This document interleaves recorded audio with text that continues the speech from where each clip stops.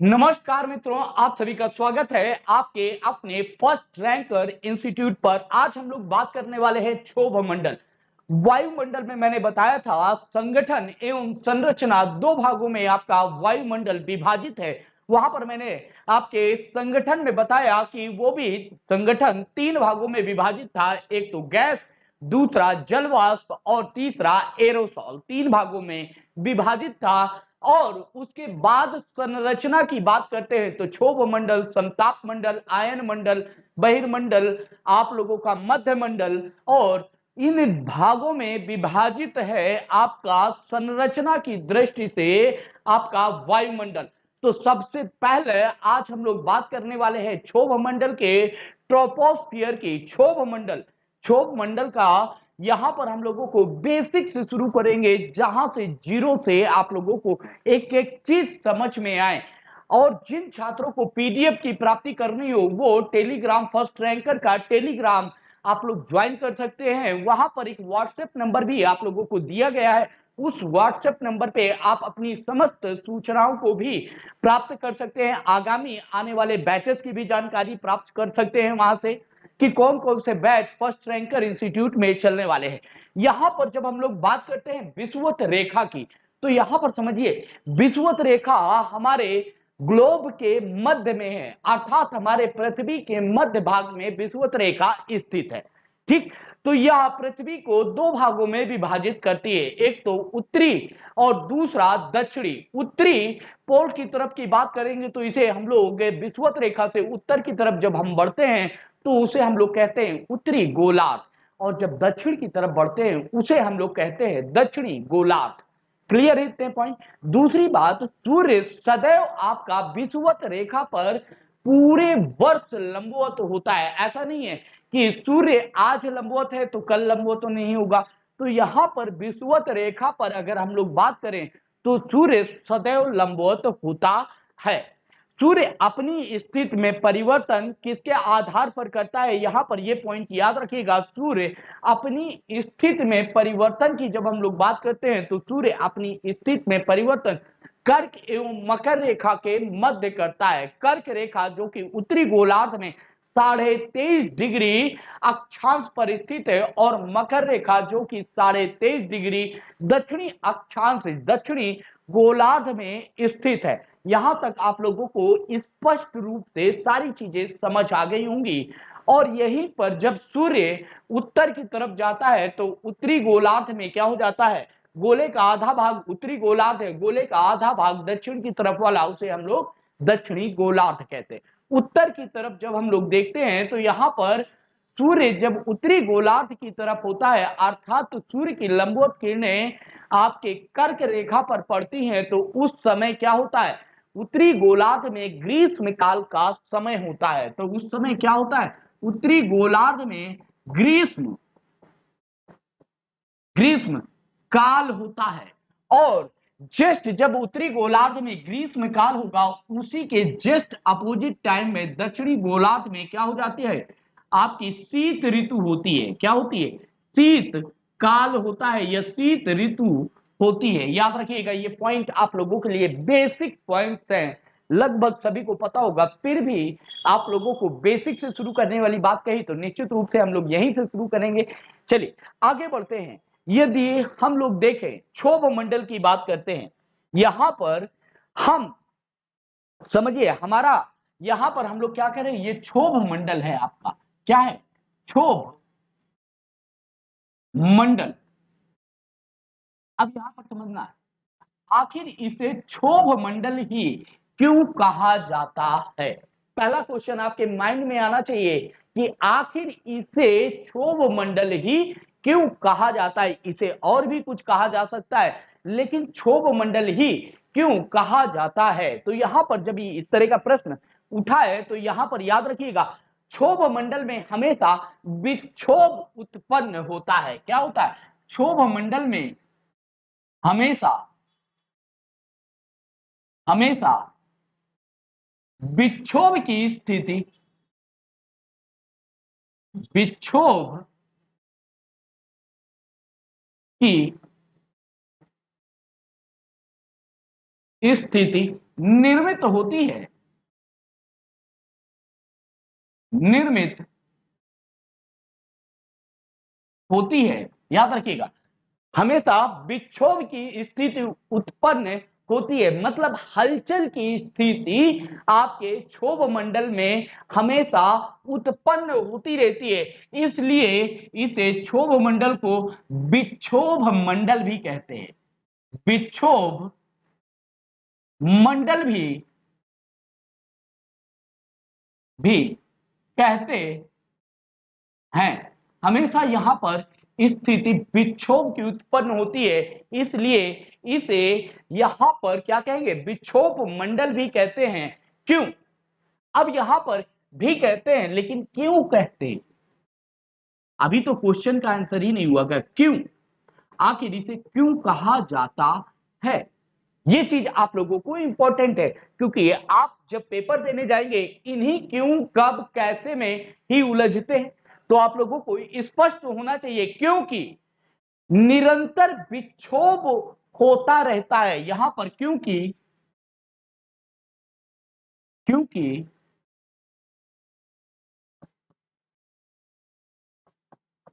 क्योंकि यहां पर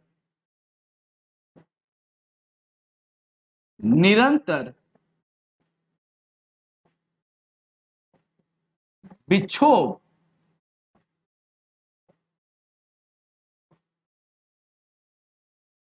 होता रहता है। ये पॉइंट आप लोगों को क्लियर है? क्योंकि कोई भी साइक्लोन आए तो इसे डिस्टर्ब कर देगा। क्योंकि यदि हम क्षोभ मंडल की बात करें या विक्षोभ मंडल की बात करें, तो निश्चित रूप से यहां पर किसी भी प्रकार का कोई साइक्लोन आएगा तो भी ये डिस्टर्ब होगा, यहां पर बिजली की चमक होगी तो भी ये डिस्टर्ब होगा। यहां पर जितनी भी प्राकृतिक घटनाएं होती हैं वो कहां पर होती हैं, क्षोभ मंडल के अंतर्गत होती हैं।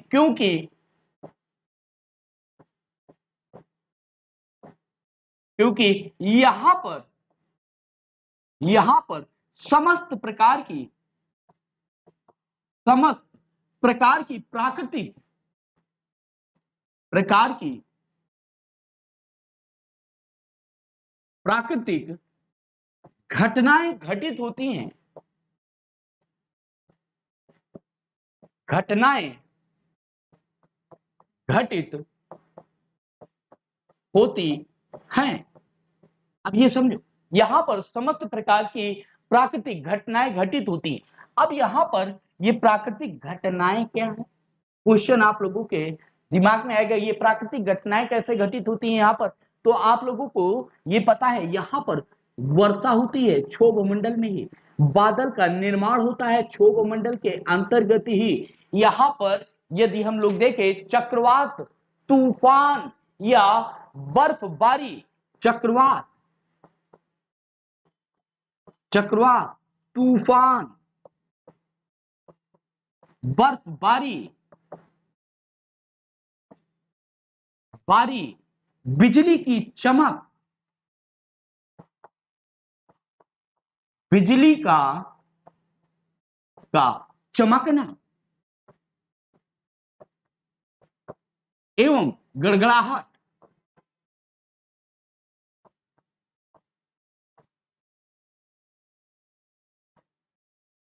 एवं गड़गड़ाहट की यदि हम बात करें, तो ये सारी घटनाएं कहां घटित हो रही हैं, ये सभी घटनाएं आपके क्षोभ मंडल के अंतर्गत होती हैं।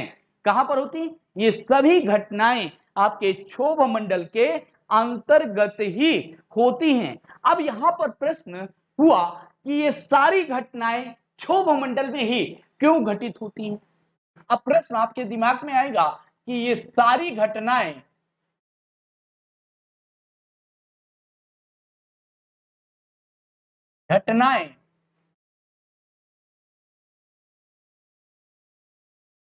क्षोभ मंडल में ही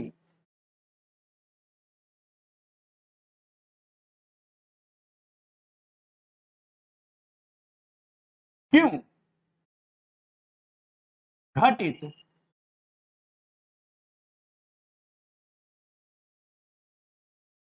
होती हैं। ठीक। अब यहां पर प्रश्न आया कि ये क्षोभ मंडल में ही ये सारी घटनाएं क्यों घटित तो होती हैं। सबसे इंपॉर्टेंट थिंग यहां पर आई, क्योंकि क्षोभ मंडल में मैंने आप लोगों को जब जलवाष्प पढ़ाया था तो याद होगा, क्योंकि क्षोभ मंडल में सबसे ज्यादा जलवाष्प की मात्रा पाई। यहां समझो, मैंने आप लोगों को बताया था कि सारी चीजों का मुख्य आधार जलवाष्प बनता है, क्योंकि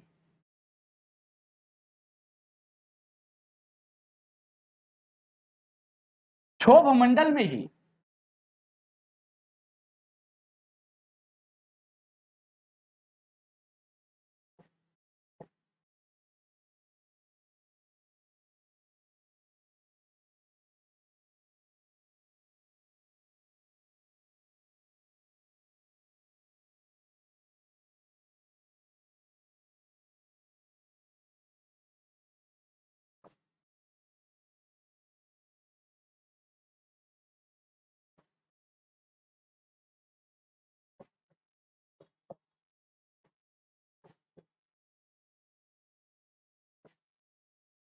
क्योंकि क्षोभ मंडल में ही सबसे ज्यादा जलवाष्प पाई जाती है।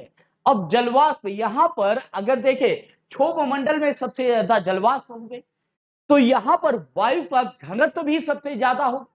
यहां पर क्या हो जाएगा, सेकेंड पॉइंट देखें तो यहां पर वायु का घनत्व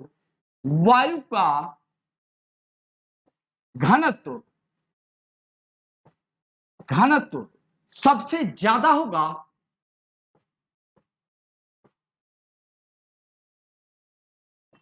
ज्यादा होगा, होगा कि नहीं होगा।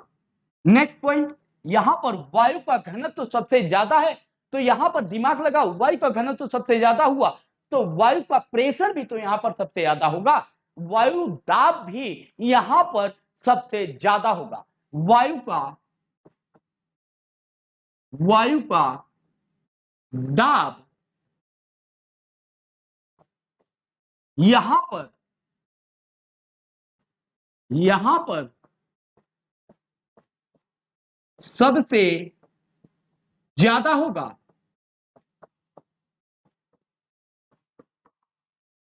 वायु दाब भी यहां पर सबसे ज्यादा होगा, क्योंकि विषुवत रेखा पर संवहनीय। अब यहां पर एक चीज समझो, वायु दाब भी यहां पर सबसे ज्यादा हो गया, इसका मतलब है कि ये सारी घटनाएं क्यों घटित होती हैं। पहले तो ये समझो कि ये सारी घटनाएं क्यों घटित होती हैं, इसका आंसर क्या है, क्योंकि क्षोभ मंडल में सबसे ज्यादा जलवाष्प पाई जाती है, वायु का घनत्व तो सबसे ज्यादा है, वायु का प्रेशर सबसे ज्यादा है। इसके कारण जितनी भी प्राकृतिक घटनाएं होती हैं वो यहीं पर घटित होती हैं।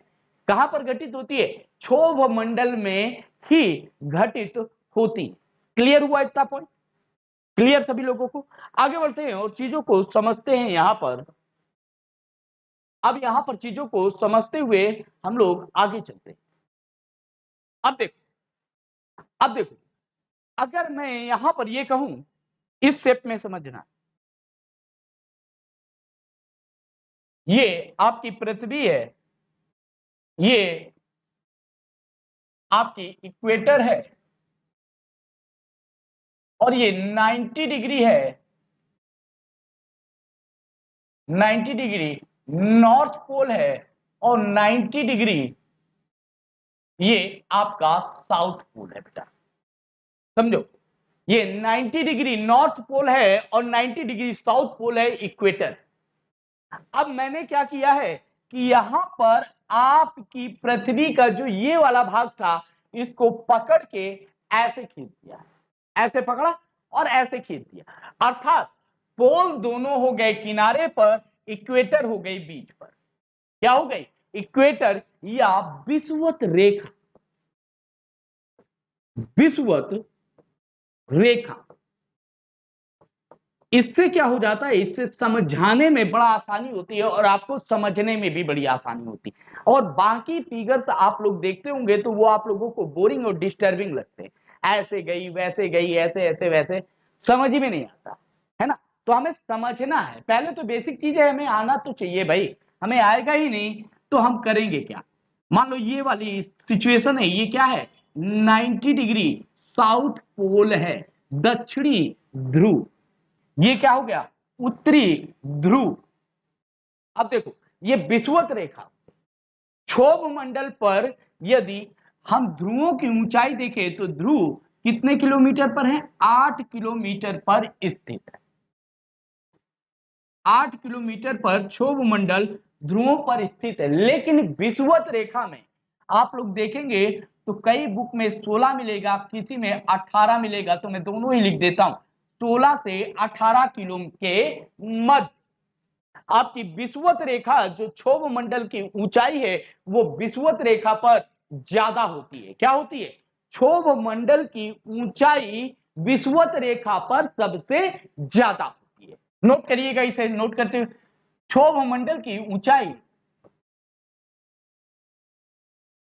मंडल की ऊंचाई विषुवत रेखा पर, विषुवत रेखा पर सबसे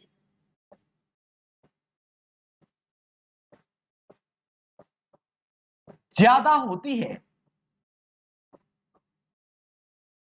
होती है। कॉमन सी बात है, यहां पर विषुवत रेखा पर क्षोभ मंडल की ऊंचाई सबसे ज्यादा होती है, ठीक, क्योंकि ध्रुवों पर इसकी ऊंचाई कितनी है क्षोभ मंडल की, 8 किलोमीटर। इधर दक्षिणी ध्रुव पर कितनी है, 8 किलोमीटर, अर्थात ध्रुवों पर इसकी ऊंचाई 8 किलोमीटर है। क्या है, ध्रुवों पर इसकी ऊंचाई 8 किलोमीटर है, लेकिन विषुवत रेखा पर इसकी ऊंचाई लगभग आपके 16 से 18 किलोमीटर के बीच में है। ये 16 है, 17 है, 18 है, लगभग हम मान के चलते 16 से 18 के मध्य, ठीक, 16 से 18, ठीक। अब यहां पर प्रश्न आएगा आप लोगों का, अब यहां पर प्रश्न आएगा और नहीं तो आना जरूरी भी, आना जरूरी है कि आखिर विषुवत रेखा पर क्षोभ मंडल की ऊंचाई सबसे ज्यादा क्यों है। यहां पर क्वेश्चन आएगा, आपके मन का क्वेश्चन, आखिर आखिर विषुवत रेखा की ऊंचाई,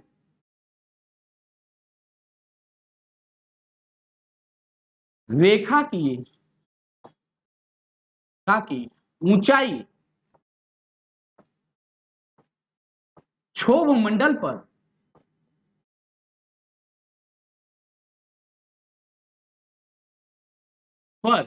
सबसे ज्यादा क्यों है।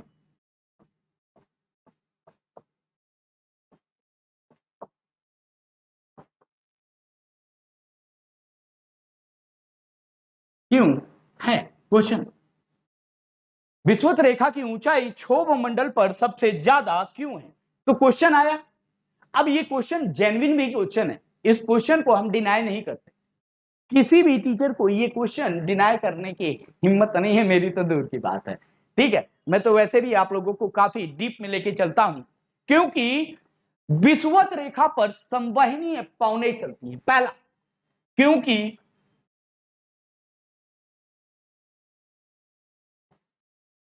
क्योंकि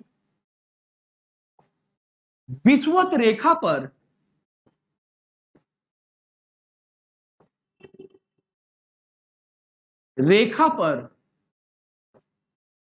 संवहनी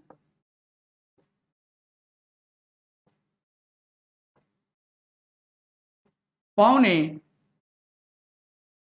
चलती हैं, पहला पॉइंट आया, क्योंकि ये सबसे ज्यादा ऊंचाई है, क्योंकि विषुवत रेखा पर क्या चलती हैं, संवहनीय रेखा, विषुवत रेखा, संवहनी पवनें विषुवत रेखा पर चलती हैं। क्लियर है। अब देखो यहां से समझने वाली कहानी अब शुरू होने वाली। पहला पॉइंट अगर हम यहां से लें, पहला पॉइंट यहां पर, विषुवत रेखा पर क्या है, सूर्य लंबवत चमक रहा है। क्या है, विषुवत रेखा पर सूर्य सदैव लंबवत चमक रहा है। हमने अभी पिछली पिछली स्लाइड में बताया था मैंने आप लोगों को कि विषुवत रेखा पर सूर्य तो वहीं से विषुवत रेखा पर सूर्य लंबवत चमकता है। अब जब ये सूर्य विषुवत रेखा पर लंबवत चमकेगा तो कंडीशन क्या बनेगी, उसके आगे देखो, उसके आगे देखो, यहां पर समझ में आ जाएगा। अब देखो दूसरा, सूर्य क्या है, यहां पर लंबवत चमक रहा है। इसका मतलब क्या हो गया, इसका मतलब स्पष्ट हो गया कि जहां पर सूर्य लंबवत चमकता है उसका तापमान कैसा होगा, तापमान ज्यादा होगा। क्या होगा, तापमान, तापमान ज्यादा।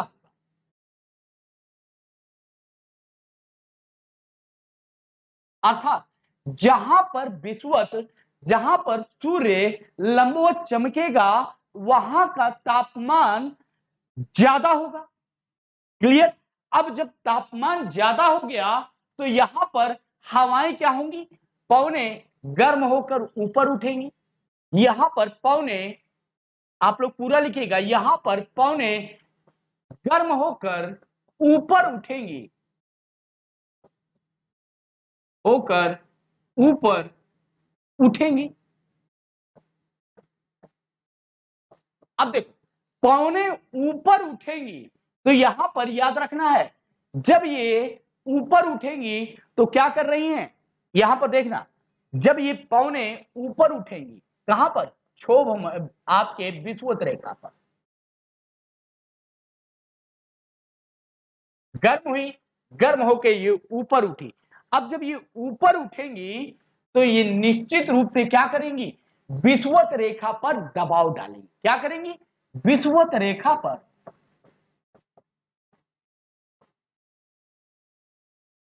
रेखा पर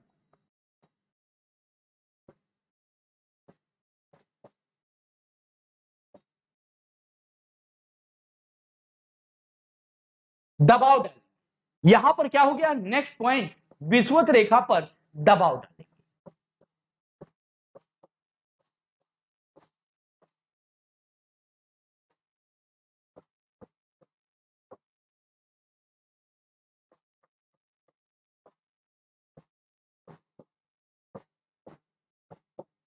क्लियर है, ये विषुवत रेखा पर दबाव डालेंगी। अब जब ये विषुवत रेखा पर दबाव डालेंगी तो निश्चित रूप से मान लो कि ऐसे समझो, ये 8 किलोमीटर की रेंज है, ये क्या है, लगभग 8 किलोमीटर की रेंज है। अब यहां पर विषुवत रेखा पर भी क्षोभ मंडल यहां पर था। अब क्षोभ मंडल पे क्या हुआ, नीचे से प्रेशर जनरेट हुआ तो ये संवहनीय तरंगे क्या कर रही हैं, क्षोभ मंडल में विषुवत रेखा वाले स्थल पर क्षोभ मंडल को ऊपर उठा देती हैं। क्या कर देती हैं, संवहनीय तरंगे क्षोभ मंडल को ऊपर उठा देती। क्लियर हुआ कि ये जो संवहनीय तरंगे ऊपर उठ रही हैं ये क्षोभ मंडल को अपने साथ ऊपर लेकर चली जाती। ठीक, तो संवहनीय तरंगे,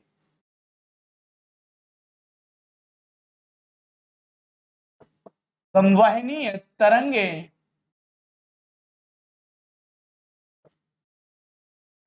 अपने साथ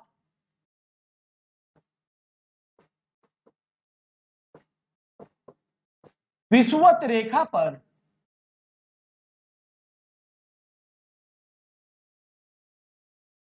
रेखा पर स्थित क्षोभ मंडल को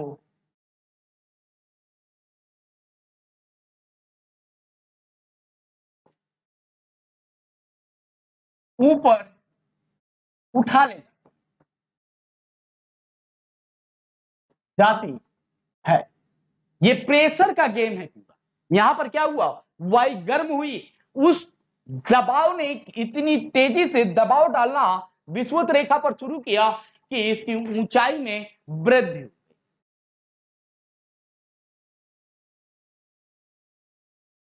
ठीक, अब इसमें एक बार आप लोगों के दिमाग में आ जाएगा ये पौने क्षैतिज भी चल सकती हैं, तो यहां पर याद रखिएगा कि ये पौने लंबवत चलती हैं। कैसी चलती हैं?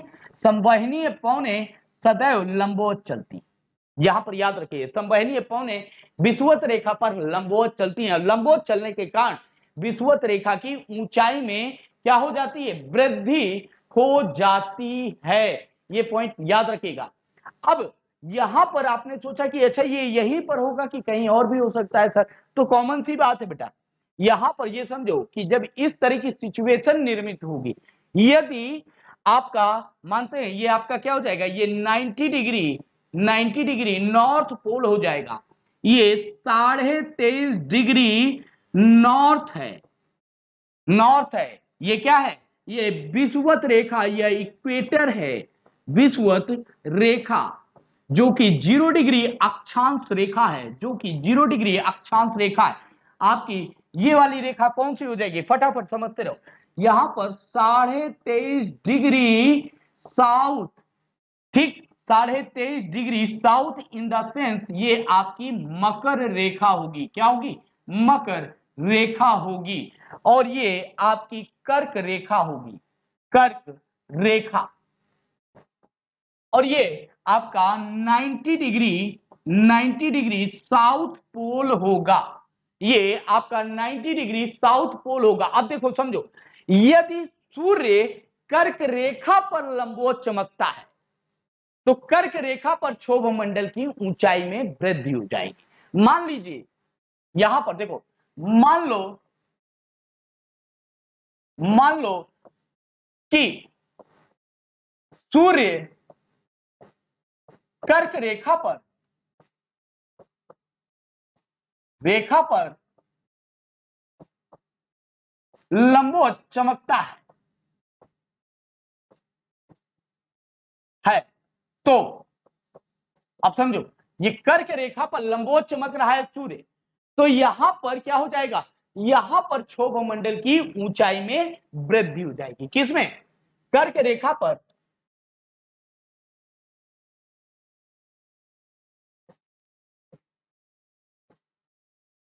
क्षोभ मंडल, यहां पर क्या हो रहा है? ये कर्क रेखा पर सबसे हाईएस्ट पॉइंट हो जाएगा।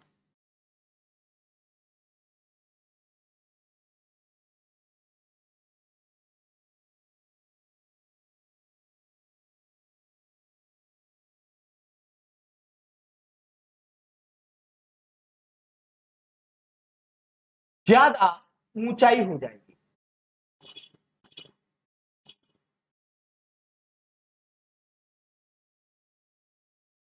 क्लियर? कि यदि सूर्य लंबवत आपके कर्क रेखा पर चमकता है तो यहां पर कर्क रेखा की लंबाई ऊंचाई में वृद्धि हो जाएगी। सबसे ऊंचा कहां पर पॉइंट आ जाएगा क्षोभ मंडल का? कर्क रेखा पर।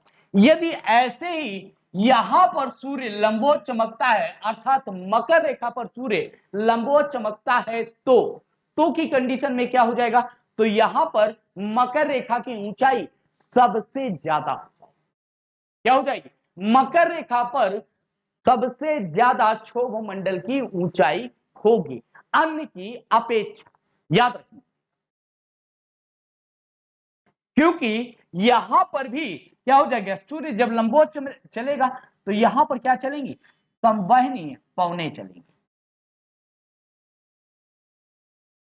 यहां पर भी क्या चलेंगी? संवहनीय पवनें। और संवहनीय पवनों की गति कैसी होती है? लंबवत होती है। लंबवत कैसी होती है? संवहनीय पवनों की गति जैसे लंबवत होगी तो नॉर्मल सी बात है, यहां पर भी वही सेम कंडीशन रिपीट होगी जो विषुवत रेखा पर रिपीट हो रही थी। संवहनीय पवनें चली।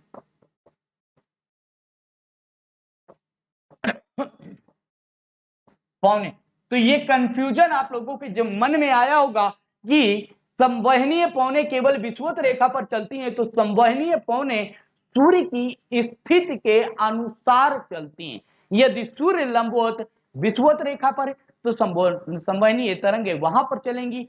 गर्म होगा टेम्परेचर तो गर्म होके पवनें क्या होती हैं? ऊपर होंगी, ऊपर उठेंगी तो वहां पर हल्की होकर ऊपर उठती हैं और उसी में क्या करती हैं? प्रेशर डालती हैं और क्षोभ मंडल को ऊपर की तरफ ले जाती हैं। अगर ये कर्क रेखा पर चमकेगा सूर्य लंबवत लगातार, या विषुवत रेखा पर, या आपके मकर रेखा पर किसी में भी सूर्य लंबवत चमकता है तो वहां की स्थिति में क्या हो जाएगा, वहां की स्थिति में संवहनीय पवनें चलेंगी और क्षोभ मंडल की ऊंचाई में वृद्धि कर देंगे।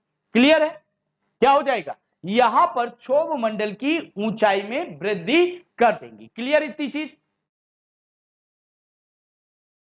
अब इसका पॉइंट से एक चीज यहां पर और समझो, यहां पर इसका मतलब क्या हो गया, इसका मतलब आप लोगों को यह स्पष्ट हो गया कि क्षोभ मंडल की स्थिति में परिवर्तन होता रहता है। क्या होता है? इसका मतलब यह है कि क्षोभ मंडल की ऊंचाई में परिवर्तन होता रहता है। नोट कर लीजिएगा। अर्थात क्षोभ मंडल की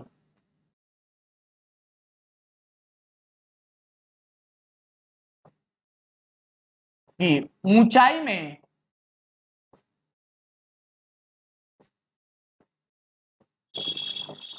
परिवर्तन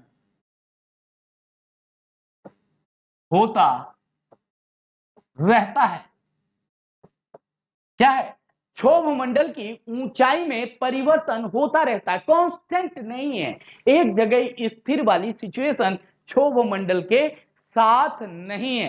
अर्थात गर्मी के मौसम में ये क्या होगा, गर्मी के मौसम में कहीं और ऊंचाई होगी और ठंडी के मौसम में इसकी स्थिति में परिवर्तन होगा। जैसे गर्मी आई आपके उत्तरी गोलार्ध में तो निश्चित रूप से इसकी स्थिति में परिवर्तन आएगा। दक्षिणी गोलार्ध में अगर इसकी स्थिति देखें तो ऊंचाई में क्या हो रहा है, इसकी औसत ऊंचाई में परिवर्तन निरंतर जारी रहेगा।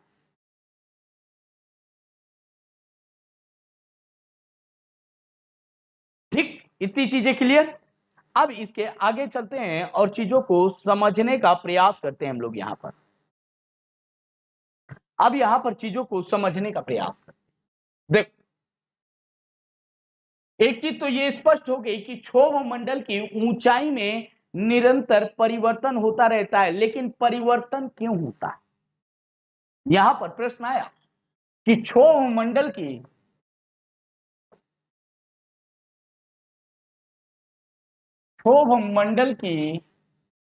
ऊंचाई में परिवर्तन क्यों होता है? क्यों होता है? यहां पर समझो, क्षोभ मंडल की ऊंचाई में परिवर्तन क्यों होता है। क्लियर? तो यहां से समझने वाली बात, यहां से समझने वाली बात है कि क्षोभ मंडल की ऊंचाई में परिवर्तन क्यों होता है। क्योंकि पॉइंट बनाइए, लिखिए, क्योंकि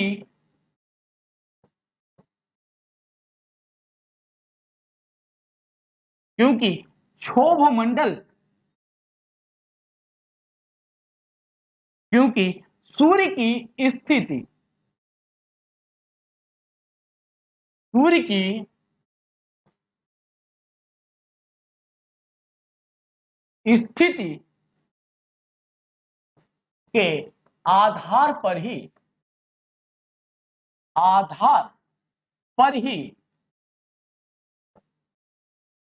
क्षोभ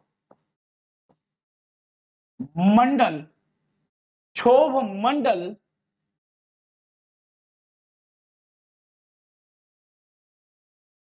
की ऊंचाई बदलती रहती है। क्षोभ मंडल की ऊंचाई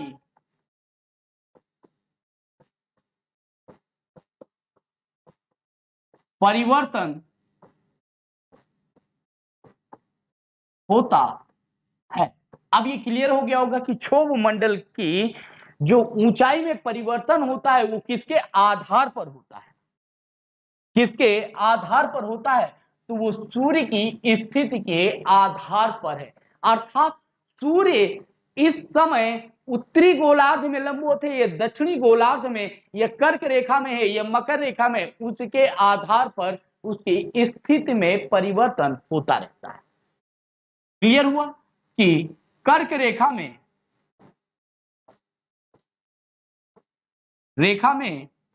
लंबवत या मकर रेखा में या विषुवत रेखा में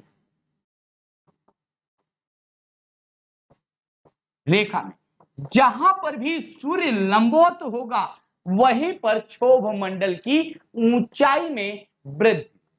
तो पॉइंट लिख लीजिएगा, जहां पर भी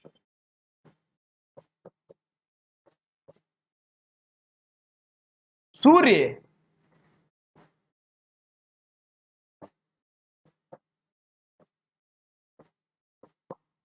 होगा वहीं पर क्षोभ मंडल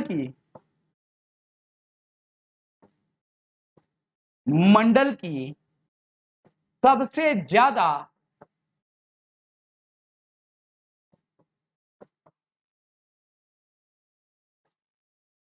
ऊंचाई होती है, वहीं पर ही क्षोभ मंडल की ऊंचाई होती है। ठीक,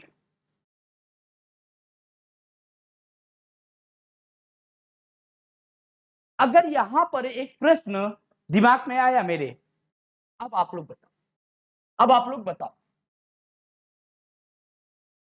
आप लोग पढ़ाई कर रहे हो, लगातार क्लासेस कर रहे हो, तो आप लोगों को ये चीजें पता होनी चाहिए कि हम जो पढ़ रहे हैं वो परीक्षा की दृष्टि से कितना उपयोगी है।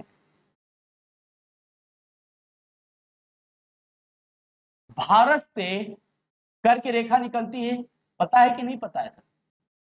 23.5 डिग्री नॉर्थ, इसी को हम लोग क्या कहते हैं? कर्क रेखा। इसको क्या कहते हैं? हम लोग कर्क रेखा कहते हैं। अब यहां पर प्रश्न आया कि भारत में सबसे ज्यादा ऊंचाई क्षोभ मंडल की कहां पर? प्रश्न बना, भारत में, क्वेश्चन है, भारत में क्षोभ मंडल की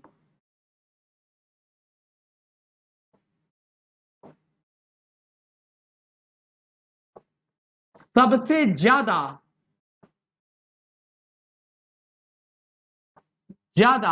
ऊंचाई कहां पर होगी? क्वेश्चन। अब दिमाग लग, अब यहां पर देखो, सूर्य की स्थिति को अगर हम लोग यहां पर समझने का प्रयास करें,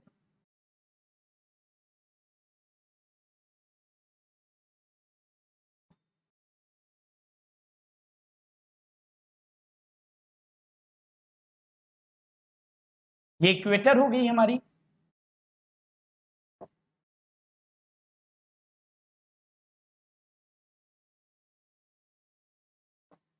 ये 23.5 डिग्री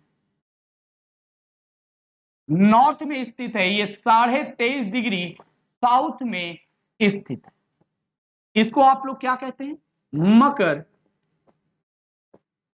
रेखा। इसको क्या कहते हैं? कर्क रेखा। इसको विषुवत रेखा।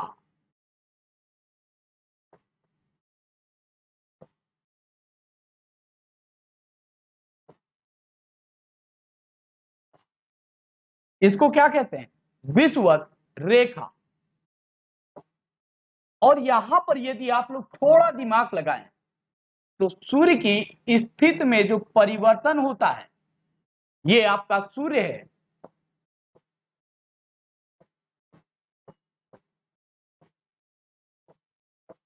ये आपका सूर्य है, इसकी स्थिति में जो परिवर्तन हो रहा है, तो यहां से देखो, इसकी स्थिति में परिवर्तन कर्क रेखा और मध्य मकर रेखा के मध्य सूर्य क्या करता है, अपनी स्थिति परिवर्तित करता है। क्या करता है, कर्क रेखा एवं मकर रेखा के मध्य सूर्य अपनी या सूर्य इनके मध्य अपनी स्थिति में परिवर्तन करता है। तो नोट करिएगा, सूर्य कर्क एवं मकर रेखा के मध्य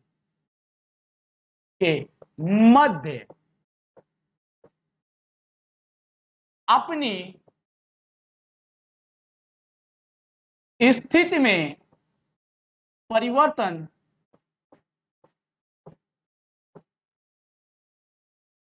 करता है। याद कि वो अपनी स्थिति में जो परिवर्तन करता है सूर्य, वो किसके मध्य करता है, कर्क और मकर रेखा के मध्य, है ना। तो यहां पर एक चीज याद हो जाएगा कि कर्क रेखा उत्तर में तथा मकर में दक्षिण रेखा, ठीक। तो सबसे ज्यादा लंबाई कहां पर होगी, उत्तर में कर्क रेखा है, और ये क्या है, ये कर्क रेखा ही है। तो सबसे ज्यादा जो यहां पर कहा गया, भारत में क्षोभ मंडल की सबसे ज्यादा ऊंचाई कहां पर होगी, तो भारत में क्षोभ मंडल की सबसे ज्यादा ऊंचाई कर्क रेखा में होगी। कहां पर होगी, इसका आंसर क्या हो जाएगा, कर्क रेखा में होगी। क्लियर हुआ, क्लियर हुआ सबको कि कर्क रेखा में कैसे है, हवा में बातें नहीं, हर चीज को बड़ा तरीके से समझने का प्रयास करो। अभी तक जो पढ़ा है वो पढ़ा है, अब जो पढ़ रहे हैं वो अलग पढ़ रहे हैं, है ना। अब देखो नेक्स्ट पॉइंट की बात करते हैं। अब यहां पर चीजें समझो, इतनी चीजें समझ में आ गई, इतनी चीजें समझ में आ गई। अब देखो क्षोभ मंडल का जो ये 3 किलोमीटर की बेल्ट है, यहां पर सबसे ज्यादा घर्षण बल कार्य करता है। क्षोभ मंडल के मंडल के 3 किलोमीटर के क्षेत्र में सबसे ज्यादा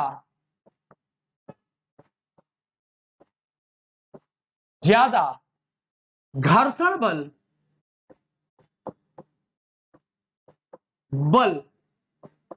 कार्य करता है, इसीलिए इसको क्या कहा जाता है, फ्रिक्शन लेयर। यहां पर सबसे ज्यादा घर्षण होता है, अर्थात यहां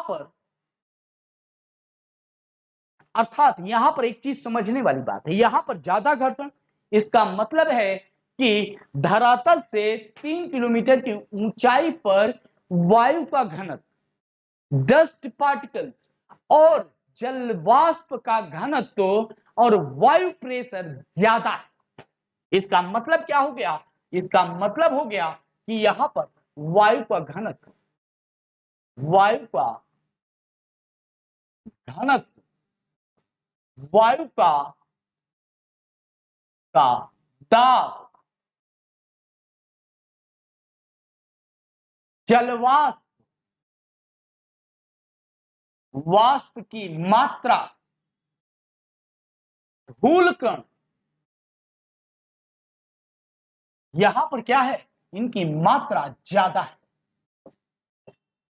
इनकी मात्रा ज्यादा है।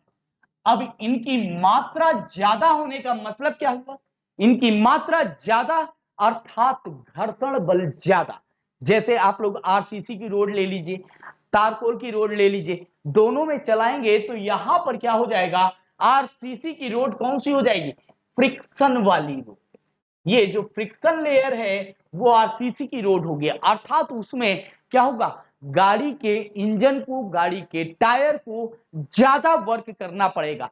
जब गाड़ी के इंजन, गाड़ी के टायर को ज्यादा वर्क करना पड़ेगा तो वो जल्दी खराब हो जाएगी। लेकिन चारकोल में क्या हो जाएगा, इंजन को भी और गाड़ी के टायर को भी कम वर्क करना पड़ता है, क्योंकि वहां पर फ्रिक्शन की मात्रा कम होती है।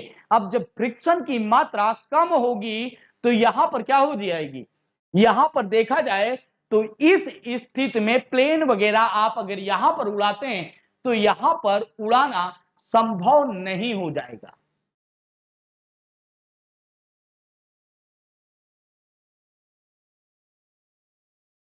क्लियर है? इतनी चीज क्लियर कि फ्रिक्शन लेयर की जो समस्या है वो ये है अत्यधिक घर्षण बल का कार्य करना।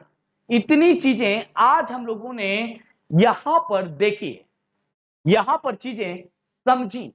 अब इसके बाद कल का जो टॉपिक होगा क्षोभ मंडल में सामान्य पतन दर है कि असामान्य पतन दर है, इस पर हम लोग डिस्कशन करेंगे।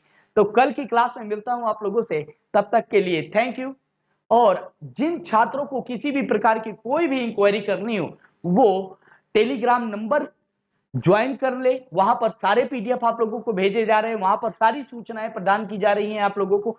नेक्स्ट चीज ये है कि जिन छात्रों की इंक्वायरी करनी हो तो वो डिस्क्रिप्शन में ही आपको टेलीग्राम का लिंक मिल जाएगा, डिस्क्रिप्शन में ही आप लोगों को व्हाट्सएप नंबर भी मिल जाएगा जिसपे व्हाट्सएप भेजकर आप लोग सूचनाएं या कॉल करके आप लोग सूचना प्राप्त कर सकते हैं। ठीक।